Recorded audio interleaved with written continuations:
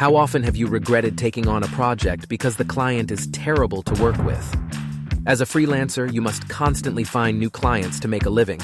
But what I find even more important is avoiding problematic clients that will make you hate the project and wish you never signed that contract. As a freelance video editor, I have worked for hundreds of clients so far, and here is my list of 7 types of clients to avoid. Let's get started. Type number 1, creative liberators. If you are a freelancer working in any creative industry, I'm sure you have heard this sentence at least once. We don't know exactly what we want, but you are the specialist. We trust your expertise, and we give you creative freedom. It's a huge red flag for me whenever I hear this. You might say, wait, isn't that great? The client gives you creative freedom. You can do whatever you want. That's perfect. That's exactly how I used to think when I started my freelance career. The truth is, creative freedom is a myth when it comes to commercial creative work. The client may really believe they trust your expertise.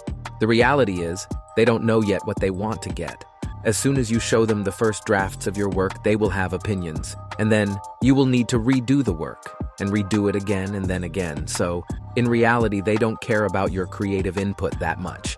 They simply don't know what they want. Creative freedom in client work is like sailing on a boat without a compass or direction. I'm not a sailor, but something tells me it is very hard to navigate a ship if you have no idea where you're headed. Don't get on that boat unless you can help the client specify what they really want. Type number 2, negative talkers. If a new client tells me about their terrible experience with previous freelancers, I get cautious.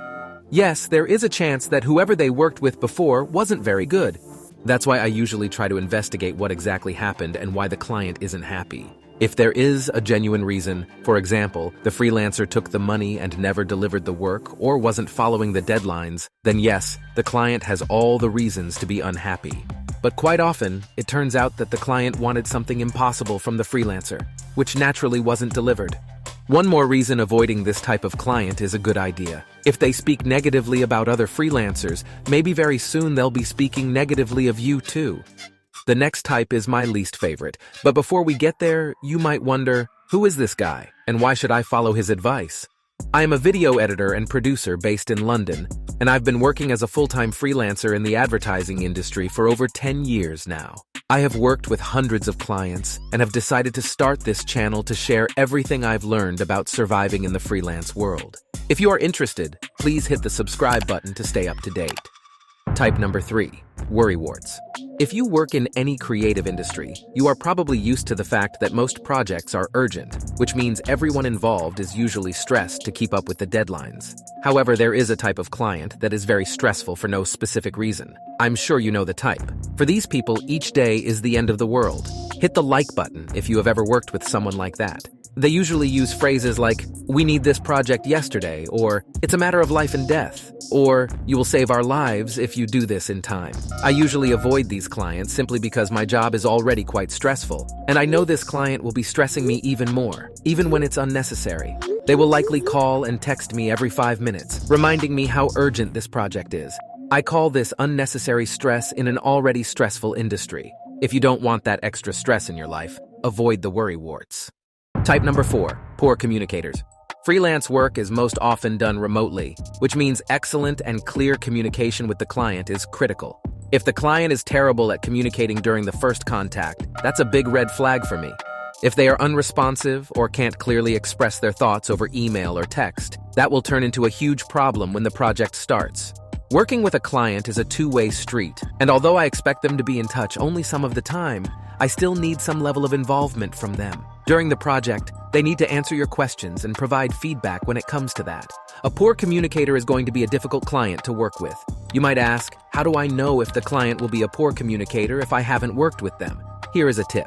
If, during the introduction period, the client sends you 5 emails trying to express their thoughts instead of one well-written message, that's a clear indication that you are dealing with a poor communicator. Type number 5, multiple captains. When I say client, in a perfect world, you picture one person. But in reality, you must deal with a group of people most of the time, which is normal.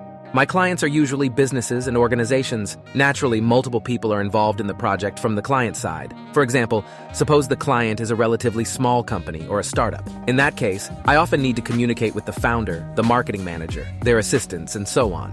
However, I get very cautious when, from the start, too many people are emailing and calling me with different questions and requests. It's not a reason to immediately reject the project, but if you end up in a similar situation, I recommend carefully managing it before starting the project. Try to identify who is going to be your first person of contact and who will be directly managing your work.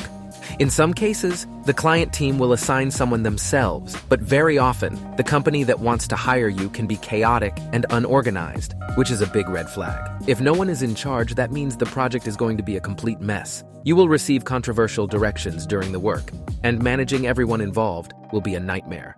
So beware of a ship with multiple captains. Apologies for another sailing analogy.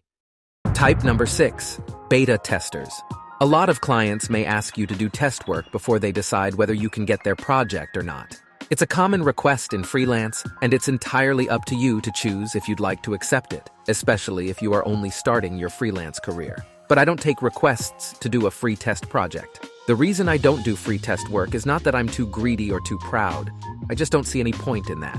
Free test work makes sense when you're a fresh graduate applying for a full-time job, and the employer wants to ensure you are competent. Freelance, however, is a project-based business, which means you deal with a high rotation of jobs. In other words, you need to constantly find and complete new projects to maintain a constant cash flow. So, imagine if every new client asks you to do free test work. Even if it is only a few hours of work each time, this can add to days and weeks of unpaid work every year. Test work is not even a guarantee that you'll get the job. If you don't get that project, you can consider these unpaid hours wasted. Secondly, I don't see the point in making a test work because I have a portfolio. The client is welcome to see what I've done before, especially if I have done something similar to what they seek.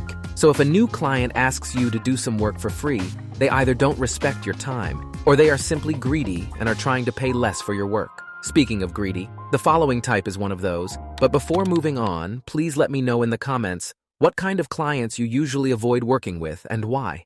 Type number 7, the bargainers.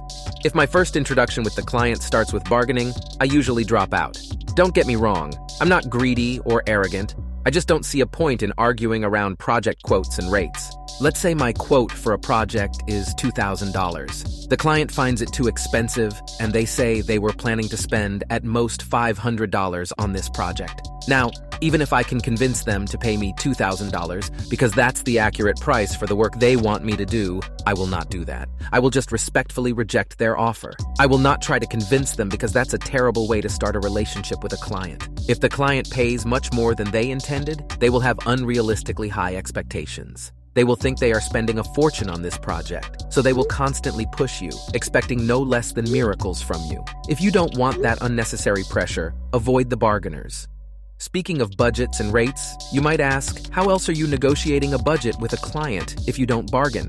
That's exactly what my next video is about.